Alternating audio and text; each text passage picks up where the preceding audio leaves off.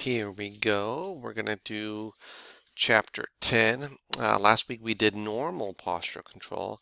Now we'll talk about abnormal postural control.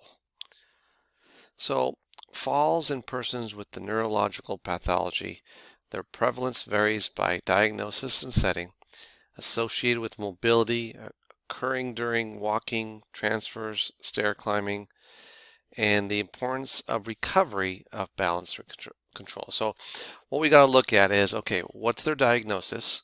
Do they have a stroke? Do they have Parkinson's? Do they have CP? So fall risk will depend based on the diagnosis, based on the setting that they live in. Do they live in the snow or do they live in sunny California? Well, obviously that's going to play a role. And then falls are usually associated with mobility, and they sometimes occurs while they're transferring, while they're just walking or going up and down stairs.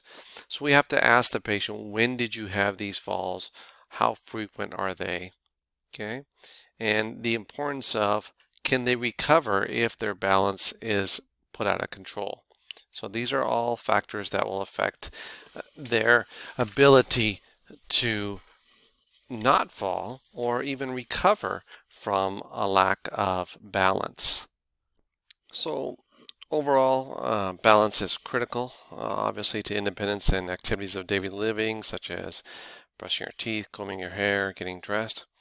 Impairments in any of the postural control producing loss of stability has a profound impact on the daily life of individuals. And so what we really got to look at is the consequences of impaired balance will lead to loss of functional independence, reduced or restricted participation, reduced confidence, and the ability to perform ADL safely, and that in itself, that fear, will increase their risk for falls. Now, if we look at balance, is critical to independence in daily life activities. Consequences include loss of functional independence, increased prevalence of disability. Now, falls are a significant problem in persons with Parkinson's disease, 40 to 68%, so that's Mike, multiple sclerosis, Sue, and stroke, 25 to 46%. So a lot of many falls occur while performing complex walking tasks. Inability to safely walk over obstacles is a predictor of falls among people with stroke. So there's a lot of reasons that people fall, and what we have to look at is, well, how can we prevent these falls? So, I mean, this is a over-dramatic image here, but balance is critical to independence in daily life. Many falls occur while performing overly complex tasks. Inability to safely walk over obstacles is a predictor of falls among persons with the stroke. So, using a walker in a thick grass is probably not something that we would recommend. Again, he's just not in the ideal environment to use this walker. So if there's potholes or if there's anything like that, he's going to fall, and he's just at a higher risk. But your case studies like Janice and Jean that have had the stroke, if they can't lift up their left leg, then of course they're going to be at a higher risk. So imagine a little raised piece of grass and they're only clearing it barely, and all it takes is that foot to get caught, and then down they go. So before we start getting to how do we diagnose this or how do we help them, we always have to have some kind of conceptual framework, right? It's like, oh no, Patel, here we go with the conceptual frameworks. But in the therapeutic environment, the ability to retrain postural control to improve balance requires a conceptual framework that incorporates information on the physiological basis for normal postural control, as well as knowledge regarding the basis for instability. So we must understand this. Problems in motor systems, can they maintain a stable position? Is that their steady state? Are they able to recover stability following perturbation? That's their reactive state. And can they prevent instability by activating muscles? Do they have anticipatory? And we briefly touched on this last week, but we'll obviously dive into it a little bit more detail. Now, impaired steady state balance. So impaired steady state balance is leading to an inability to maintain a stable, standing, or seated position, okay, and unable to see a relationship of body segments to one another as well as to position of body with reference to gravity and base of support. Determines constellation of movement strategies effective in controlling posture. Influences how muscles recruited and coordinated for recovery of stability.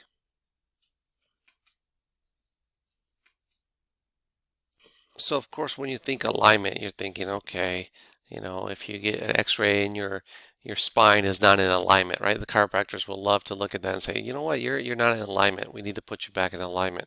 So abnormalities in alignment can reflect changes in the alignment of one body part to another, right? So if your hips are not aligned, then your back's going to be out of. If your back's out, then your shoulders may be out of alignment. So that will all subsequently lead to poor posture, poor balance. And a perfect example are the characteristic stooped over posture of patients with Parkinson's disease. So if you look at Mike, he's got that stooped over posture. So stooped over posture results from a forward trunk inclination and increased flexion at the hips and the knees. And this typical stooped posture may be seen in the postural control segment of this video that I'm going to show you. And stooped postures in persons with Parkinson's disease may result from both neuromuscular impairments such as flexor rigidity and secondary musculoskeletal limitations such as reduced trunk motion and spinal flexibility. So they might have an orthopedic reason for them to be stooped over. So if you look at this is the typical pattern of a Parkinson's patient. So they have issues with brain function, vision, loss of smell, drooling, difficulty swallowing, soft tissue, or a soft voice. You can hardly hear them. Chest pain due to stiffness, shortness of breath, stomach issues. They can't write. They have bowel and bladder issues, joint pain, foot and leg cramps. They have kind of this festinating, freezing gait, shuffling and propulsive gait, little or no arm swing, head bent over, and facial masking. So there's a lot of issues that can occur.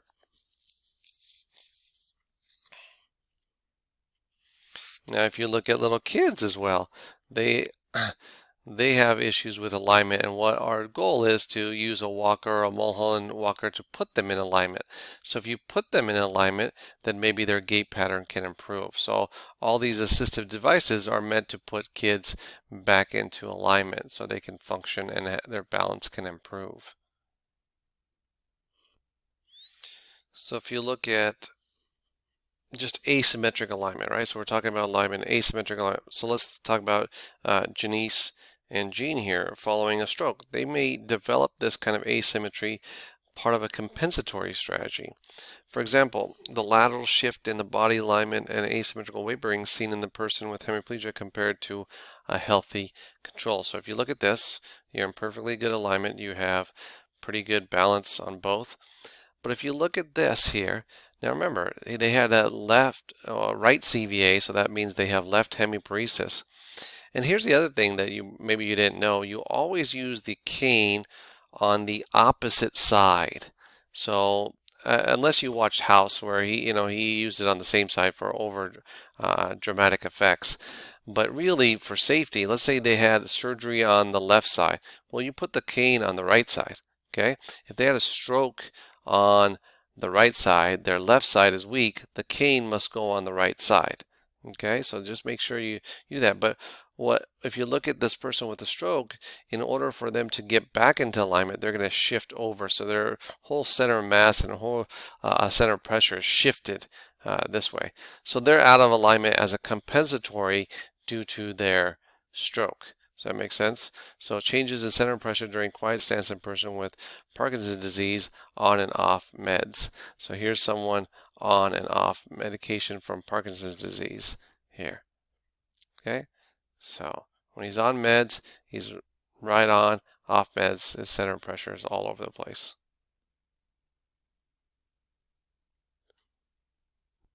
Now, if we move on to postural sway. So we talked about alignment. Now we're going to talk about postural sway. So one of the most common approaches to assessing stability during quiet stand is the use of a single or dual force plates to quantify characteristics of the center of pressure. Okay. While most studies use center pressure trajectories as an indicator of sway and thus a sign of postural stability, demonstrated that changes in the center pressure may also be related to joint movements needed to maintain body alignment. So if you get your patient and basically you just tell them to stand still and they're just like all over the place, well, they're going to have a difficult time when they start moving. So it's kind of like if you ever do a DUI test, right? I mean, the police officer is just looking, can you just stand there without swaying back and forth, back and forth? Well, obviously you have a neurological deficit if you can't just stay put. So you can compare to a lot of these tests to a DUI test. Hopefully you've never had to do a DUI test, but the same test that you do for a DUI test, you might want to use in your neurological assessment. Now, when we're assessing postural sway, well, we're assessing the stability during quiet stance, use of single force plates, pathology in the cerebellum, directionally specific increased postural sway, and then wide base and lateralized control strategies for maintaining stable stance position. Remember, if postural sway is related to the cerebellum, I think I mentioned to you 3 to 4 drinks an hour will actually get in and affect your cerebellum. So imagine having 3 to 4, maybe 5 drinks in you all the time, and that's how you had to live your life. Well, for a lot of these neurologically impaired patients, that's what their balance is like. They're always drunk. Right? So if you had to put it into perspective of how you could relate to these individuals, imagine always having about 3 to 4 drinks in you and trying to live your life that way. You're going to make some mistakes, right? You're going to trip, you're going to fall, you're going to sway one way or the other. And that's a good way to realize that, hey, I need to be careful with this patient. I need to really watch them. I need to use a gait belt. Okay? Now, functional stability limits, so that the main goal of postural control. So main goal of postural control is to ensure stability by controlling the center of mass relative to functional stability limits. So how do we move forward from this? This is our main goal in rehab, is to ensure stability, boom, boom, by controlling the center of mass relative to functional stability limits. So stability limits are determined by biomechanics of the body, postural control abilities, and environmental factors. So those all play a role. So one of the easiest ways in the clinic that we can measure functional stability limits is basically if you look at A, B, and C here. You can ask them to lean as far forward as possible and lean back as far forward as possible. And again, it goes back to, are they going to use the ankle strategy? Are they going to use the hip strategy? Or are they going to step back? Okay, so what is their limit? And those that can take their ankle strategy to a pretty good norm here and back, they're going to have good stability. Okay, she's using her hip. It's going to throw her center of mass off. She knows that if she leans back, throws her back, she has to step. Okay, so using this. Obviously, A is much more stable than C. Now, steady state balance in sitting. Sitting balance is a prognostic indicator of outcome following stroke. Important component, control of the trunk. Meaning, if after their stroke, they're not able to sit up straight, if they're not able to fall, then it's not a really good indicator that they're going to have it's a good indicator that their prognosis is not going to be as good. But if they can sit up straight and they can hold their posture well, then sometimes that can lead to good prognosis and good recovery. So clinical implications, examination of alignment, postural sway, and stability limits while in sitting. Remember, we always start in sitting before we do anything standing. So how are they in sitting? If they don't do well in sitting, then you can't expect them to do well in standing. So you got to have some common sense here. So we'll look at these. Now, so as you can see from research, and assessment of steady state balance in sitting or standing involves examination of lots of factors, multiple factors, including the alignment, postural sway, and stability limits. So those are the 3 things that we'll look for. In addition, as we begin to appreciate the importance of segmental trunk control, they actually have a tool that we can assess, and that's called the SATCO, Segmental Assessment of Trunk Control. Now, as we move on to impaired reactive balance, so first we had what? Steady state balance. Now we're going to talk about impaired reactive balance. And what you want to understand with reactive balance is, so a number of researchers have begun to explore how neurological deficits influence the coordination of postural synergies to recover stability following an unexpected perturbation. So that would be our reactive balance. So they can have problems in sequencing. They could have problems with timely activation and postural control responses, and they can have problems adapting postural ability to changing tasks and environmental demands. That could all lead to impaired reactive balance. So our job is to find out where is their deficit. Is it in sequencing? Is it with activation? Or is it with adapting to new environments? And that way we can curtail our treatment into the right area.